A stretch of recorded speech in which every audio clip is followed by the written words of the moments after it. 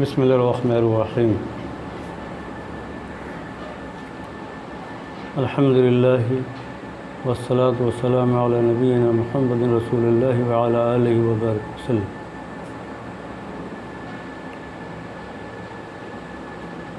محترم سامعین،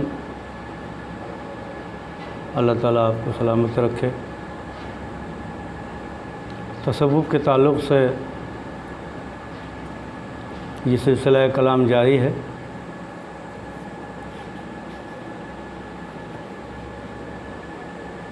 پچھلی گفتگو میں تصوف کی چند مبادیات سے گفتگو کی گئی تھی۔ آج اسی سلسلے کو آگے بڑھاتے ہوئے کچھ خاص باتیں تصوف کے تعلق سے یہاں پر ہمیں بیان کرنی ہیں۔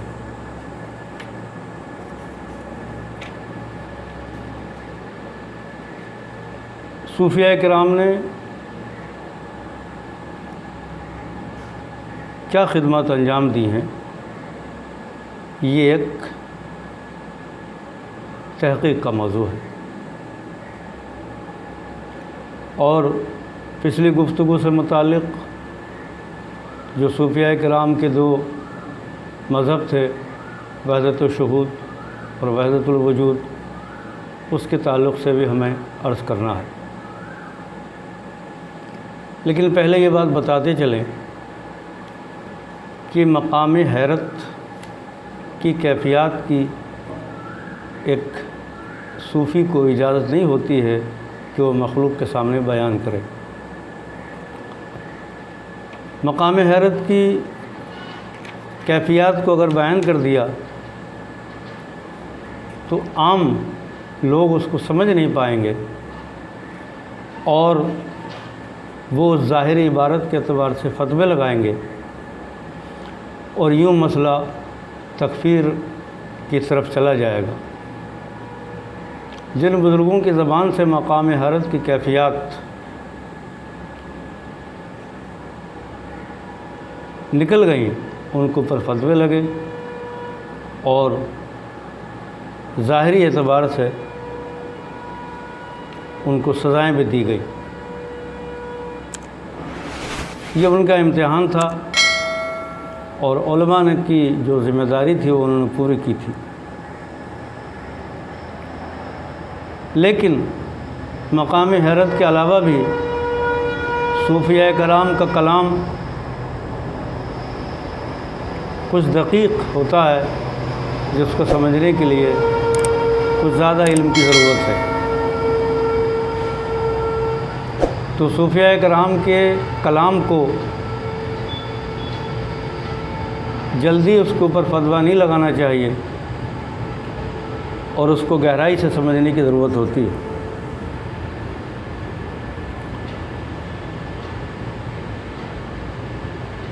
پچھلے کچھ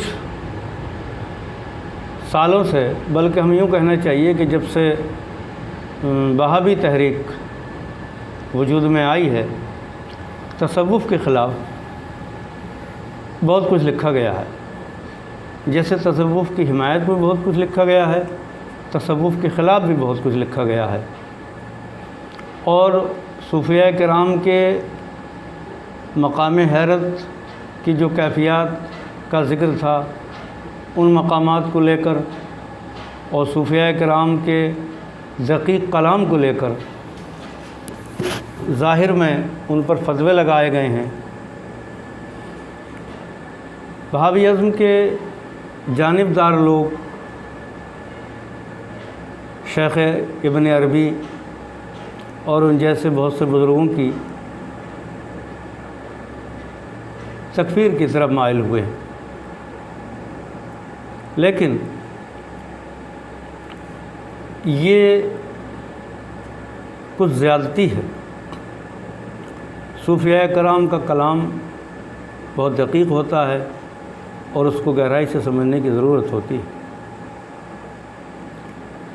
ایک بزرگ کا شعر ہے، کافرم گر کفر را دارم قبی، میں کافر ہوں اگر کفر کو قبی رکھوں، قبی جانوں۔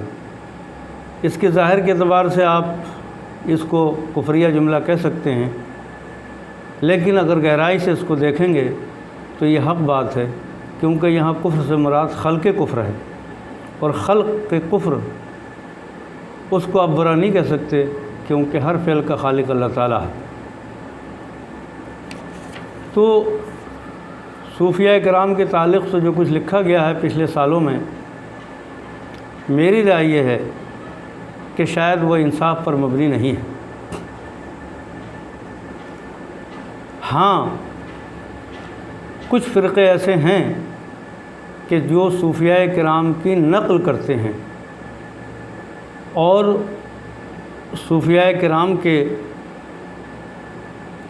کلام کی آڑ میں اپنے ان عقائد اور ان نظریات کو رواج دیتے ہیں کہ جن کو اسلام قبول نہیں کر سکتا۔ تو ظاہر بات ہے کہ ایسے نظریات کے خلاف ان لوگوں کو لکھنا چاہیے جو اسلام کی حمایت کرتے ہیں۔ تو کسی بھی تحقیق میں بہت زیادہ جلدی کرنا، یہ خاص نظریہ اور کانسیپٹ سے اس کو طے کرنا یہ مناسب نہیں ہوتا ہے، بلکہ ہر چیز کی تحقیق چاہیے اور قلم میں انصاف ہونا چاہیے۔ صوفیہ کرام کی خدمات عظیم خدمات ہیں۔ میں جہاں تک سمجھتا ہوں کہ شاید یہی وہ طبقہ ہے کہ جس نے بے لوث، بے حرص اور بغیر لالچ کے دنیا کی خدمت کی ہے۔ یہ خدمت کیسے کی گئی؟ خانقاہی نظام کے ذریعے کی گئی۔ خانقاہی نظام دوسرے مذاہب میں بھی ہے، بودھ مذہب بھی خانقاہی نظام ہے، ہندو مذہب میں بھی خانقاہی نظام ہے، عیسائی مذہب میں بھی خانقاہی نظام ہے، اور اپنے اپنے مذاہب کی تعلیم کے اعتبار سے وہ لوگ اس خانقاہی نظام کو چلاتے ہیں۔ صوفیہ کرام کا خانقاہی نظام ایک بے مثال خانقاہی نظام ہے۔ اس خانقاہی نظام میں تعلیم کا انتظام ہوتا تھا، اس خانقاہی نظام میں تربیت کا انتظام ہوتا تھا، اور اسی خانقاہی نظام میں تصفیہ اخلاق و تصفیہ باطن کا کام ہوتا تھا۔ جہاں بھی مسلمان پہنچے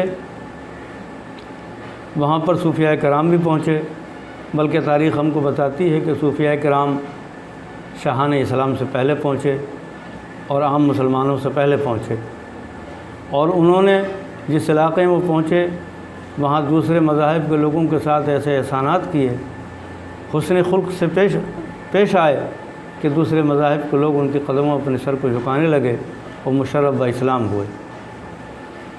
تاریخ کی تفصیل سے ہمیں یہ معلوم ہوتا ہے کہ اسلام کے پھیلانے میں سب سے زیادہ جو کردار رہا ہے وہ صوفیہ کرام ہی کا رہا ہے۔ اسلام کی تبلیغ میں، اسلام کو سمجھانے میں، اسلام کو پہنچانے میں، سرکار کی سیرت کو عام کرنے میں، اسلام کی تعلیم کو عام کرنے میں سب سے زیادہ جو کردار رہا ہے وہ صوفیہ کرام ہی کا رہا ہے۔ تو صوفیہ کرام کی خدمات کو اور انہوں نے اسلام کے تعلق سے جو تبلیغ کے کارنامے انجام دیے ہیں وہ کوئی معمولی شے نہیں ہے۔ مثال کے طور پر پچھلے دنوں لکھی ہوئی کتاب بغداد شریف میں شائع ہوئی ہے، جس کا نام ہے حیات الشیخ عبد القادر جیلانی۔ اس کے مصنف نے بڑی تحقیق سے یہ بات ثابت کی ہے کہ حضور شیخ عبد القادر جیلانی رحمۃ اللہ علیہ کی جو خانقاہ تھی اس میں ایک عظیم مدرسہ بھی تھا، اور اتنا عظیم مدرسہ تھا کہ ہر سال وہاں پر 3000 طلبہ مختلف علوم میں سند حاصل کرتے تھے۔ 3000 کی ایک بہت بڑی تعداد ہو گئی۔ 6ویں صدی میں، یعنی اب سے 800-900 سال پہلے اتنی بڑی تعداد کسی ایک ادارے سے فارغ ہونا، میں سمجھتا ہوں کہ آج کل کی ایک یونیورسٹی کا کام ہے اتنی بڑی تعداد میں فارغ کرنا۔ ساتھ میں شیخ عبد القادر جیلانی رحمۃ اللہ علیہ کی خانقاہ میں تربیت دی جاتی تھی۔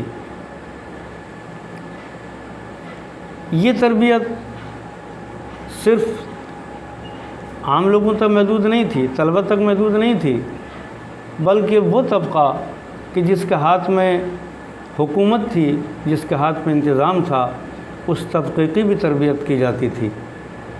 تو صوفیاء کرام نے جہاں علم کی خدمت کی، علوم پھیلائے، اسلامی تعلیمات پھیلائی، وہاں پر ان کی ایک بڑی خدمت یہ ہے کہ انہوں نے ایک ایسے طبقے کو تربیت دے کے دنیا کے سامنے پیش کیا جو صاف دل اور ایک جواب دہ طبقہ تھا۔